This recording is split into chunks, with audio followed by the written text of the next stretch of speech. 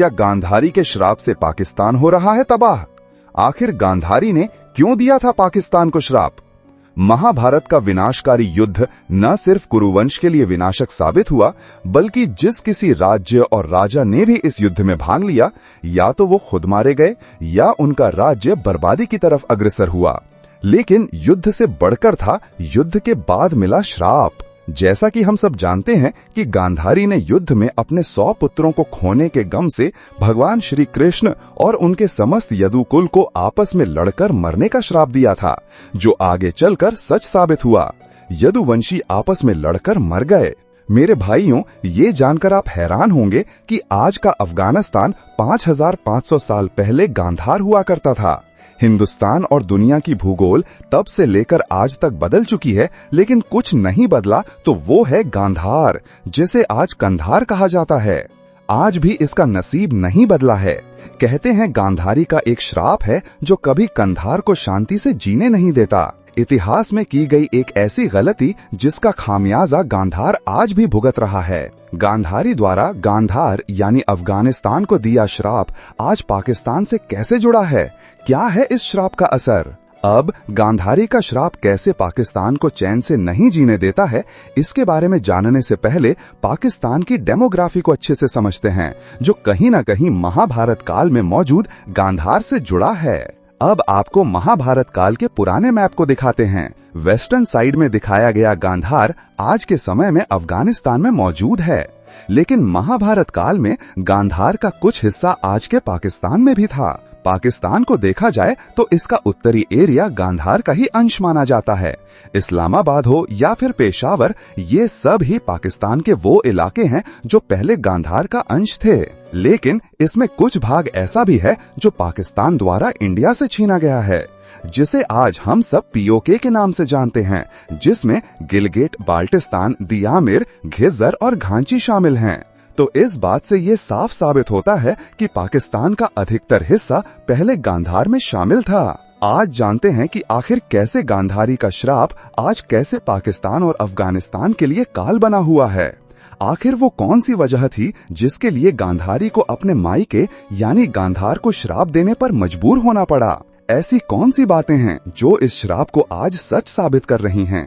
ऋषि वेदव्यास द्वारा लिखित महाकाव्य महाभारत के अनुसार लगभग 5500 वर्ष पूर्व गांधार पर राजा सुबल का शासन था। उनकी पुत्री का नाम गांधारी और बेटे का नाम शकुनी था। उनकी बेटी का विवाह धृतराष्ट्र से हुआ। धृतराष्ट्र जन्म से ही अंधे थे, लिहाजा गांधारी ने शादी के बाद अपनी आंखों पर भी पट्टी बांध ली और पतिव्रत धर्म के अनुसार अपने पति के साथ रहकर हस्तिनापुर चली आई। गांधारी के पिता सुबल की जल्द ही मृत्यु हो गई, तो गांधार का सारा राजपाट शकुनी के हाथ में आ गया।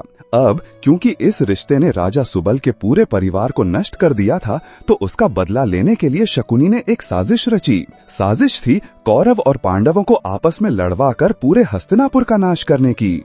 वो अपनी बहन का पक्षधर बनकर अपनी बहन के ससुराल यानी हस्तिनापुर आ गया और कौरवों और पांडवों में फूट डाल दी। बाद में इसी फूट का नतीजा महाभारत के संग्राम के रूप में सामने आया, जिसमें गांधारी के 100 पुत्र पांडवों के हाथों मारे गए। अपने 100 पुत्रों को खोने के बाद गांधारी ने क्रोध की आग में जलते हुए पहले श्री कृष्ण और उनके पूरे वंश को विनाश का श्राप दिया और फिर अपने ही भाई शकुनी के राज्य को भी श्राप दिया कि मेरे 100 पुत्रों को मारने का कारण बनने वाले गांधार नरेश के राज्य में कभी शांति नहीं रहेगी। गांधारी का श्राप फलीभूत हुआ और विनाशकारी सोच रखने वाले शकुनी के बेटे के राज में भी गांधार की प्रजा सुखी नहीं रही। ऐसा माना जाता है कि पांडवों के हाथों पराजय के बाद कौरवों के सैकड़ों वंशज और उनके अनुयायी अफगानिस्तान में आकर बस गए थे। यहाँ उन्होंने शकुनी के प्रांत कंधार में शरण ली थी। यहाँ से वो धीरे धीरे इराक और सऊदी अरब में जाकर बस गए। महाभारत काल की समाप्ति के बाद यहाँ धीरे धीरे बौद्ध धर्म का प्रचार प्रसार होने लगा। यहाँ तक कि एशिया के कुछ भागों में बौद्ध धर्म तेजी से फैलने लगा।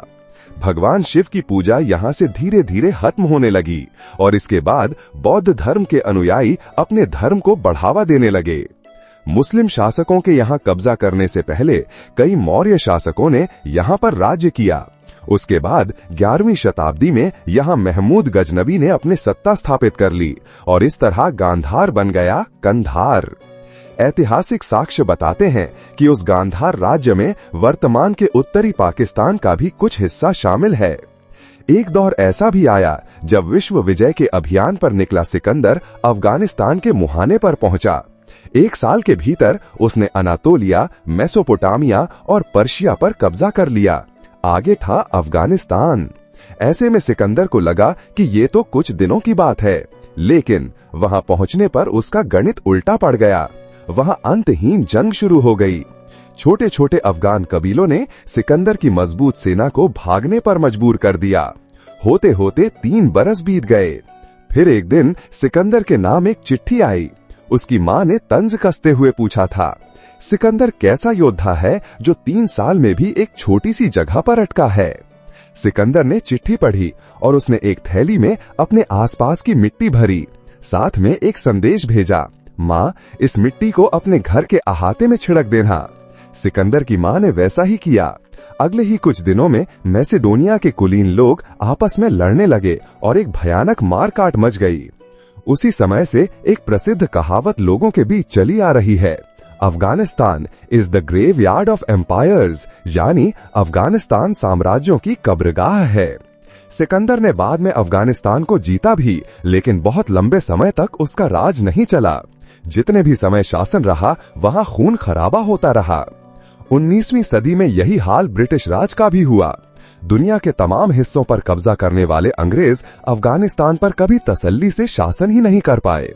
अब जब तालिबान ने फिर से अफगानिस्तान को अपने कब्जे में ले लिया है, गांधारी के उस श्राप को लेकर एक बार फिर से चर्चा शुरू हो गई है। ऐसा माना जाता है कि गांधारी के श्राप से गांधार आज तक उभर नहीं पाया है और अब इसकी चपेट में पाकिस्तान भी है, जहां अंतहीन दहशत रहती है। आतंकवाद बढ़ चुका है। अफगानिस्तान में जहां तालिबान है, वहीं पाकिस्तान में जिहादी लोग जो अपने धर्म को सर्वश्रेष्ठ मानकर ऐसे नीच कार्य करते हैं जो कहीं न कहीं संपूर्ण दुनिया को बर्बादी की ओर और तबाही की तरफ ले जा रहा है। आपका इस बारे में क्या सोचना है? कमेंट बॉक्स में हमें अवश्य बताएं। अगर आपको ये वीडियो अच्छी लगी है तो इसे लाइक कीजिए, हमारे चैनल को सब्सक्राइब कीजिए और ज्यादा से ज्यादा शेयर भी कीजिए।